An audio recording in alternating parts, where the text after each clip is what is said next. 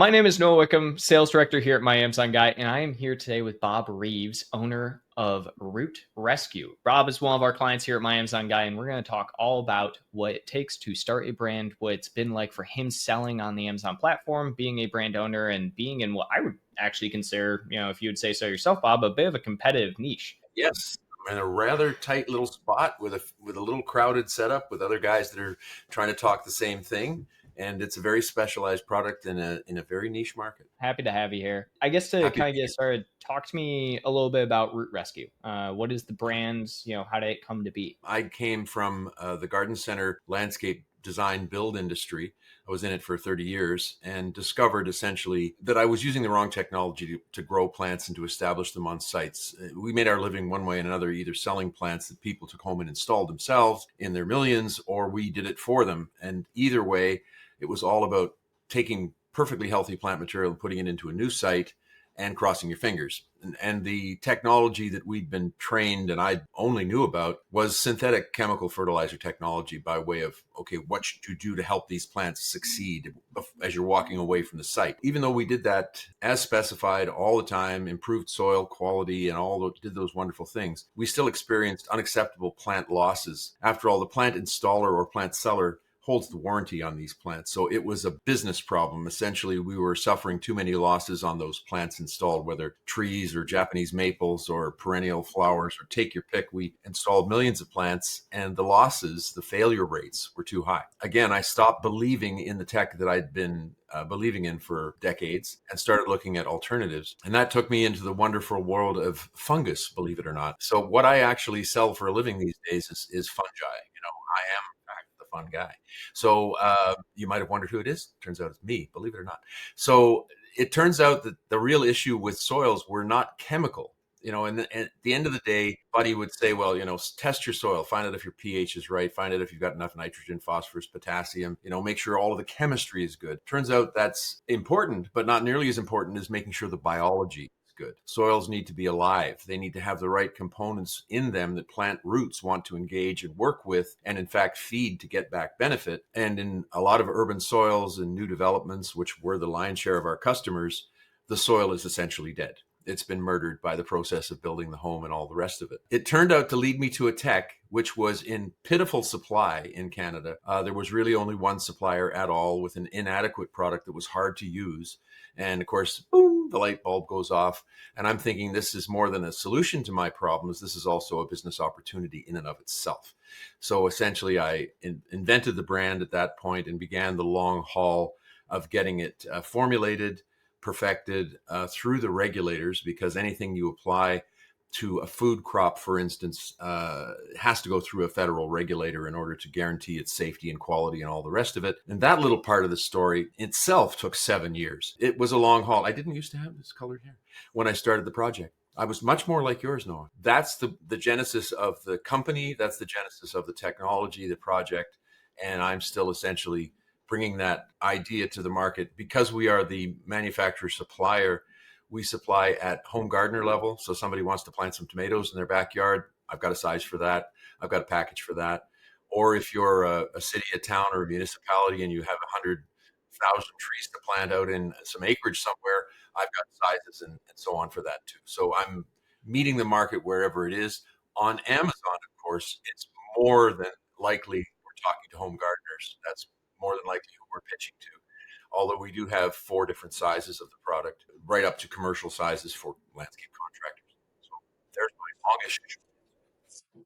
I love it. I love seeing products that are essentially kind of born from like an innate need Right. and actually solving a problem, right? Like there's so many brands out there and everything, and they The wheel sell. gets the grease, and at the end of the day, necessity, the mother of invention, rather, all these things apply where this story is concerned. Essentially, I had an itch I couldn't scratch, and it took me a while to figure out where the itch was, and eventually here we are. It's interesting as well, especially being in, I guess, the plant space in general and gardening Mhm. space, which I feel like is still, yes, your specific area is what I would consider pretty competitive at this point in time. But, gardening in general, I feel like, especially in like the Canadian marketplace, is a little bit untapped on Yeah. Amazon comparatively to a lot of the other super saturated areas. And it's mostly because exactly what you talked about. There's a lot of regulation you have to go through that people don't want to have to do, and they don't want to have to go through the hoops and things like that. It's funny, Noah, but there would have been another road to market, and that would have been essentially not making any claims on the package other than it was amazing stuff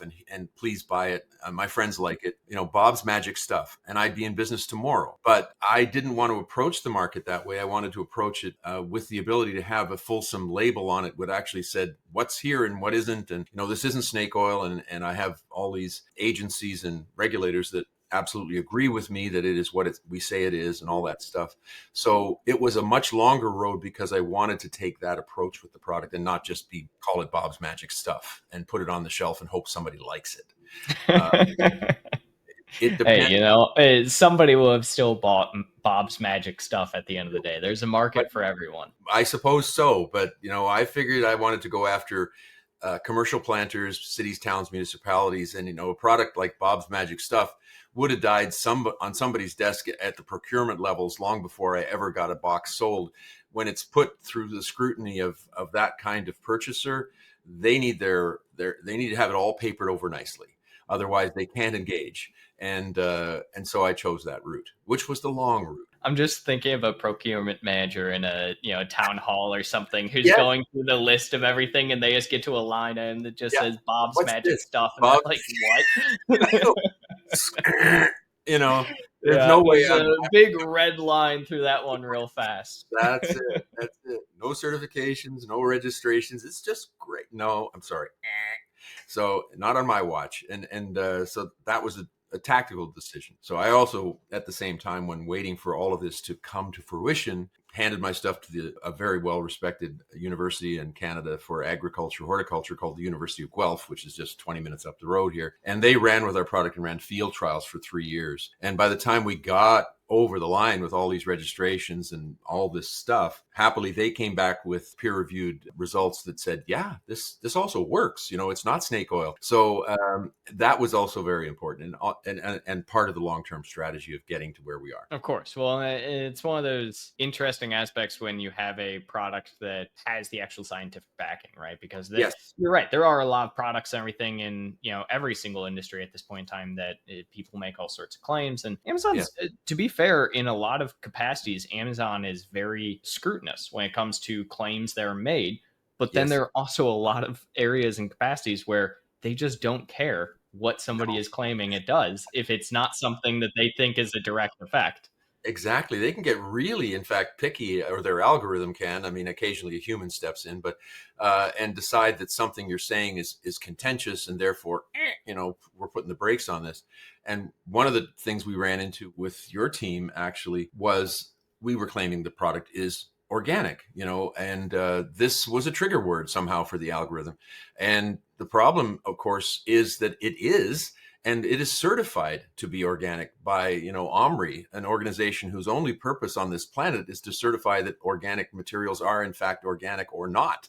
And we have that certification. It took a year to get it. Our claim was verifiable. And it was only when we got, I think, past the algorithm and to maybe a human being, which you'll know something about at Amazon. It takes a while to actually penetrate the fog. We finally, oh yeah, well, of course. And boom, that was no longer a thing. Yes, the machinery sometimes gets up on its hind legs and says, thou shalt not, when in fact we have every reason to make such claims. It's, I think, one of the biggest pain in the butts for sellers there is, right? The all-knowing AI algorithm or whatever. Oh, sure. The robots will detect one single thing and it does not matter in the slightest. My favorite example of this being, historically speaking, I worked with a client and they were selling essentially a wooden table. But the problem being is that the type of wood that they used also was being sold very frequently on Amazon as being an insect repellent. And so they were hit for their table as being a pesticide insect repellent claim. And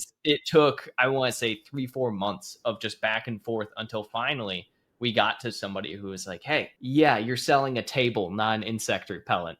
Yes. We're You not know? saying this thing kills bugs. We're saying bugs are unlikely to eat it. Do you understand the difference? Well, that's the best part is they weren't even claiming that on No, theirs. no, but Like native speeder, that's the that would best. be It's just one. other people who sell similar wood products were, Yes, and so therefore they also got hit with it. It's, that I think that is a such a common thing amongst every person who's ever sold on Amazon, right? Is this yeah, idea of, you know, you have to kind of bow down to this, you know, guilty until proven innocent system that yes. Amazon has. And when you understand a little bit more what sellers support and their system is set up like, it seems like a, you know, lose-lose situation. So that actually begs the question from me, why Amazon? So why did you kind of choose Amazon as the route to initially go into? Exactly. And I have a number of specific reasons. So we are first and foremost, as far as this company's revenue is concerned, the lion's share of our revenue comes B2B. We're selling to vendors, for instance, think of garden centers who buy cases of our stuff and then put it on a shelf. We even have a display system and all that stuff. Those are our biggest customers. That's not found on Amazon. So we also have a website, of course, that we do direct selling to business to consumer. You can buy stuff on our rootrescue.com. You can go there and buy our stuff just as you could on Amazon. But that being said, why Amazon? And because of all the things you say, it is not exactly a pleasure to be a seller on Amazon. They find more reasons to charge you service charges that you, how do they invent that one? You know, just unbelievable ways of eroding your margin and so on. The answer to the question is, okay, so if my goal is to get into garden centers in Calgary or Edmonton or, you know, Moose Jaw, Saskatchewan or Victoria, BC, well, how do I prove to those vendors that there's a market for the product there? The answer is put it up on Amazon at the suggested MSRP. The garden center would sell it and say, hey, look, you know, we sold 48 boxes of this stuff in Calgary just last month. You should really be a vendor. We'd much rather sell to you than to go to the trouble of putting our product one box at a time on Amazon through the FBA system, which costs us a fortune and we're not making any money at by the time the music stops. We'd much rather support you and have you make full margin on our product. So it's a way of showing our potential vendors that this is a product in demand right in their neighborhood. And that's one of the great benefits for us. And of course, obviously, it also builds brand awareness. I mean, if you see a thing often enough, if you're looking in a space often enough as a gardener or something like this, and you see our product often enough, eventually maybe that Root Rescue name gets sticky and eventually you see it. And then you walk into a garden center somewhere. Aha. So, you know, we all know what awareness is. And that's the second benefit to Amazon is I think it's the form of advertising that supports itself, brand advertising, as opposed to the old school. I'm old enough that you used to put ads in magazines. Imagine that printed on paper. And, you know, that was the ultimate shot in the dark. You know, you never knew whether or not that was working out at all. At least here we can see the clicks. You know, we can see people going by, having a look, buying all these things. So it definitely helps broadcast the idea and the reality of our brand out there because it's on this very popular platform that shoppers are, if they don't buy on it, they go there to look for questions and answers. They maybe find it, it registers in their brain in a physical store just down the street. I actually think it's so interesting that you bring up the idea of like old school physical marketing materials, right? Simply Yes. because and how you relate that to Amazon and what you think is great about Amazon. Because one of the things that I constantly push on Amazon and just in content and things like that and talking to people is this idea of there's like such a thing as like an Amazon brand, right? So like you're Mhm. talking about this idea of like growing your brand name and using Amazon to grow that brand name because that's where people are. I say that, but also there's this like converse area as well that people don't seem to understand that like there is difference between having like a real brand and having like what I would consider an Amazon brand, right? Because there's so many people that launch on Amazon, are only ever on Amazon and never actually grow brand recognition or brand name. They pretty much are Outside looking of at everything. Yeah, they're looking at everything as like a dollars in, dollars out scenario because that's the Amazon system, right? that, Everything on Amazon, even the advertising is pay per click. And so they build it in this way to where it's like you are so focused on dollars in, dollars out and not as focused on like actually building a brand.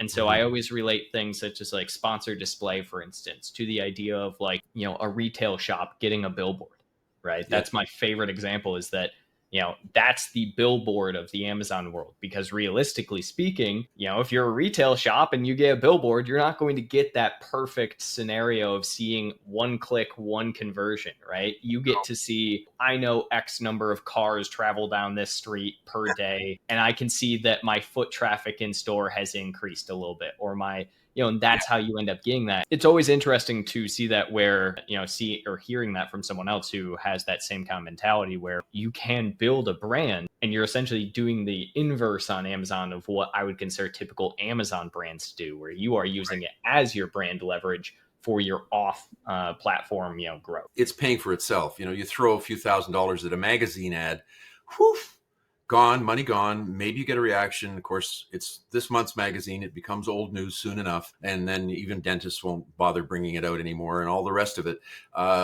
And whereas this, you can tangibly feel what's going on, judge through the algorithm and look at the reporting to see whether or not you're actually gaining traction here or not. And yes, there's revenue, obviously, in the selling of the product, which an advertising system that you're kind of is paying for itself, if you will. I don't look at Amazon as a profit center in that way that I look at my vendors as profit centers, because they are, thank you very much. This is more of an advertising that pays for itself. And it's also, as they say, market research. It's a huge country. It also shows me other things because our product is so seasonal. It shows me when parts of the market light up and when they're, in fact, going off. So Southern Ontario, for instance, where I'm speaking to you from, Great Lakes region, starts mid-May, really catches on fire then. British Columbia has already been done, right? It's the Pacific West Coast, not unlike Washington or Oregon State or something like that. And those guys are, pushing up, showing their pictures of their daffodils in full bloom in February. I hate them. They're long done by the time they get to May. Whereas Alberta, which turns out to be a huge growth area for our company, lousy soils, tough conditions, the kind of things my critters, my fungus thrive on and help plants, it's just starting now. So it also gets you to the point where you understand where the market is moving across this vast geography. It's useful in a number of different ways. It brings you intelligence about how your product is selling, where, why, to whom. You are at least not, you're breaking even. Like, we're not making money here, but we're getting a lot of good intelligence and a lot of value for the brand, hopefully across the country. I had to laugh there just a little bit with you using the term catch fire as we're in the midst of the Canada fires. Yes. I'm Michigan, by the way, for reference. Oh, there you are. Okay. So you're seeing the smoke too, then, I'm right there with you. I have been a proponent of saying this for years. Every single product, no matter what the product is, has some form of seasonality on Amazon. People have tried to debunk me on this a million and one times, and they bring up, all of the like household staples, like trash bags, for instance. You wouldn't think that there's trash bag seasonality. There is still minuscule seasonality. More people buy trash bags in Q4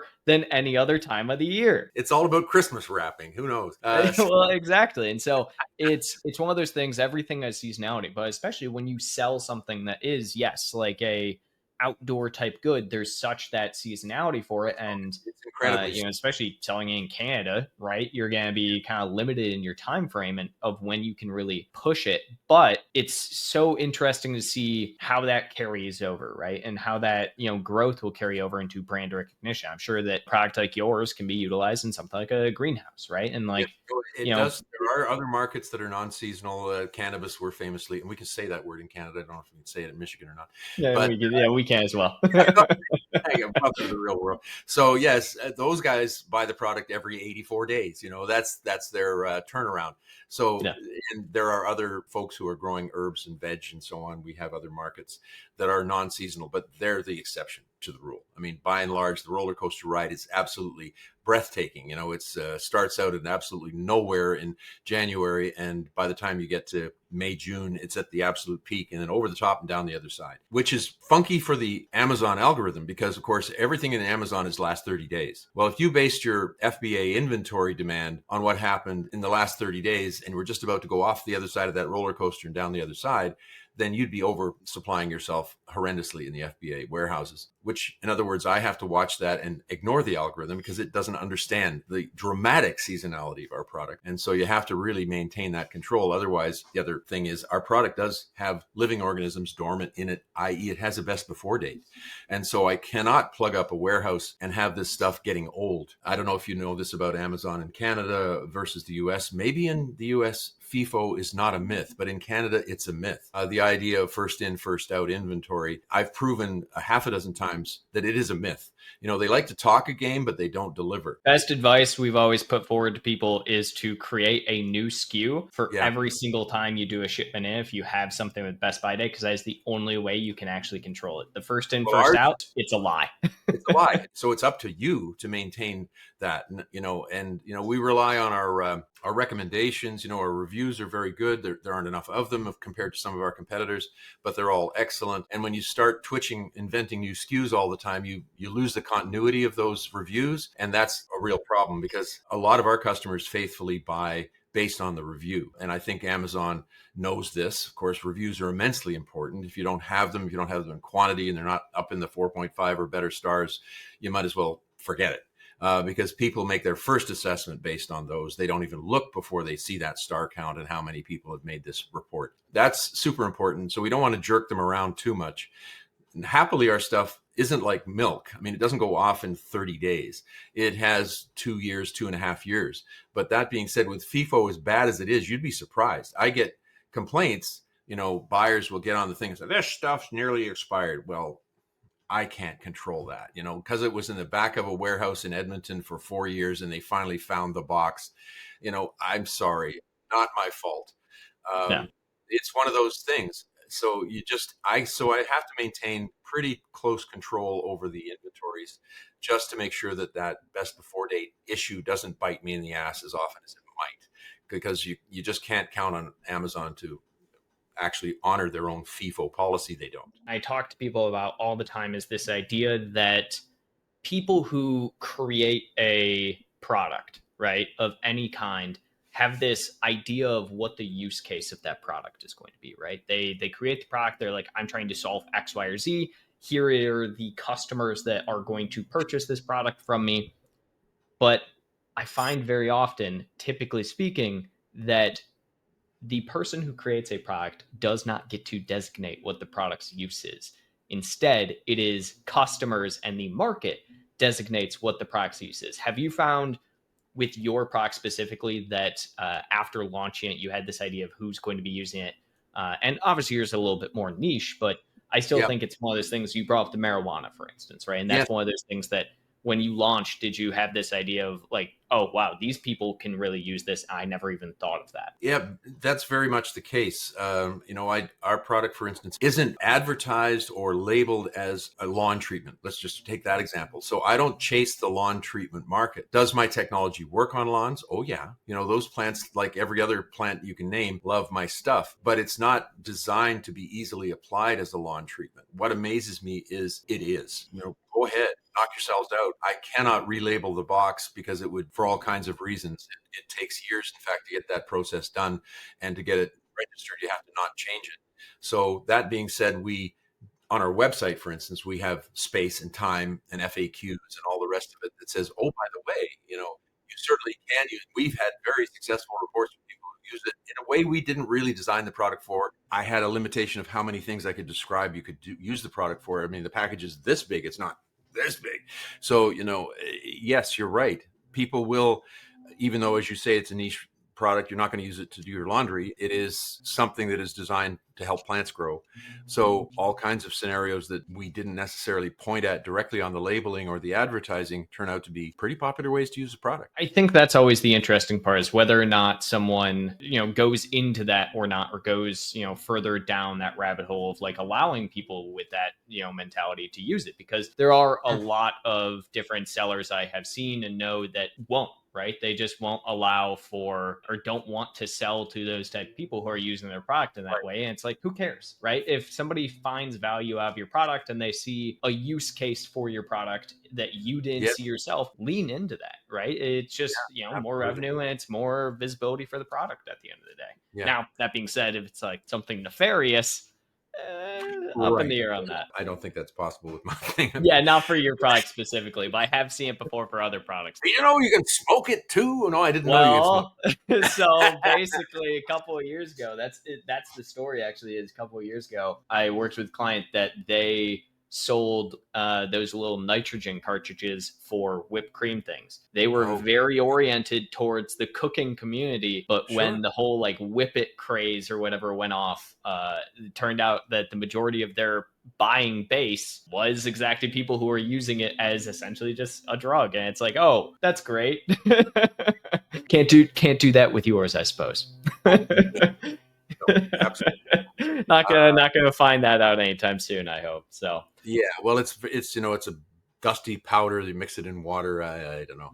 I don't know how you'd even light it up. I'm snorting it. No, I don't think so. drink it maybe. Well, I think it'll keep you regular. How about that? It's Sure, it's high in fiber. ooh, yes. Don't make any plans for the later in the day. Take you very far away from the bathroom. No, I think that would be the only thing that would be concerning to me. It's not a food product. Take that for There what you it's go. Make that distinction. We'll make that yeah. very clear. Not a food product. This is a Well, joke. and it's fungus, right? It's mushrooms. So people think mushrooms, the only ones they know are the ones on their pizza, by and large. Yeah. It's pretty clear from the labeling and the messaging and everything else that this is not a food product. There's no recommendations about that. It's for growing plants. But there is a bit of a disconnect there because it is, in fact, fungi in general is kind of a misunderstood life species on this planet. People are concerned about it, worried about it. They hear about their toenails falling off and that gets blamed on a fungus. Well, then, therefore, ipso facto, all fungi must be bad. Well, nothing could be further from the truth. Without them in our ecosystem doing the work they do, everything would grind to a halt. It's how every vaccine has ever been created. Well, yeah, and there is confusion about fungi versus bacteria, that other ancient life form on the planet. But that being said, there's a lot of paranoia, which is completely ill-founded and uninformed about the category in general. And, we do have to demystify that every once in a while and explain that 99.99% of all fungi on the planet are immensely valuable and important to life processes. Sure, there's a few bad actors out there, but like everything else. So it's about which one and everything else. I'd agree with that. I think it's also kind of almost like a pop culture thing, right? You always see those, cartoons back in the day of everything, and somebody eats like a mushroom or something and then just gets like super sick, and like it's always a mushroom, right? Whereas like, if you think about it, there's tons of plants outside of a mushroom. There's some berries. Poison ivy is a great example. I mean, that's a horrible plant to come across, and yet nobody ever really talks about that. And I think it's just such an easy one that like so many people are so ill-informed about, right? All the different varieties and everything. I go to the farmer's market every weekend. I see a mushroom stall, and he has like 30 different types there, lion's mane, everything. We've grown them at home, in those bricks that they sell at the very same markets. There's a huge growth area, and a lot of knowledge is improving, and people are learning to appreciate these things for the value they have, the medicinal value they have, the taste, the list goes on and on. And those are the edibles. To your earlier point, of course, there are toxic mushrooms out there. There are some that'll just a couple of bites and you're done. But that's true of almost anything. In terms of berries out in the woods, for instance, there are some you should not touch, you should not eat. Oh, that looks lovely. Don't eat that one. It's about knowing what's what out there in the world of nature. And don't eat any mushrooms until you're sure. A little bit here, Bob, on this on this pod. I've got knowledge is everything where mushrooms are concerned, and the first thing it says is, unless you know it, don't eat it. Don't touch it. I'll out myself a little bit on this pod. As a young lad back in the day, I found a berry bush in our backyard. I ate far too many off of that bush, and I was very, very, very sick for quite a long time thereafter. I appreciate you hopping on here. Anything you want to let people know before we hop off here? No, I think we covered a lot. Pleasure talking with you. I hope there was some value imparted both ways, and thanks for taking the time. I know the Amazon grind can be overwhelming. From account issues to low traffic, it's a lot to handle. That's where my Amazon guy steps in. Scan the QR code or click the link, and let's work together to boost your sales and make your life easier.